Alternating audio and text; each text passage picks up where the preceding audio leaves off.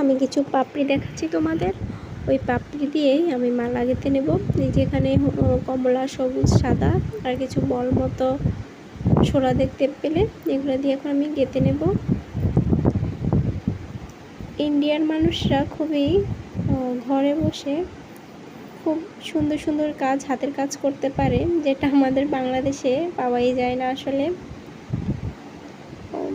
যে কোনো মানুষই করতে পারে, ছোট বড় সবাই ঘরে বসে হাতের কাজ করতে পারে।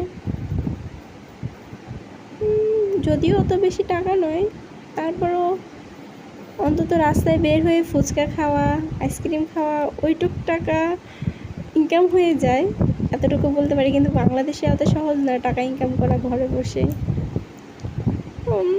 আমার ভালোই লাগে অবসর সময় একটু হাতে কাজ করতেছি বা কাজ করতে পারছি, কিন্তু বাংলাদেশে তো আর সেসব হয় না। না,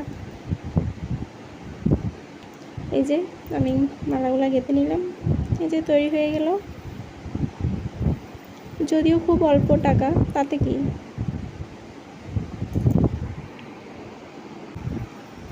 এই যে এভাবে আমি কয়টা মালা গেঁথে নিলাম, তোমাদের দেখিয়ে দিচ্ছি।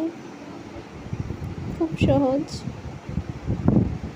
অনেক কাজ আছে ইন্ডিয়ার দেশে, অনেক কাজ ঘরে বসে করা যায়, ঘরের কাজ করতে করতে এসব করা যায়।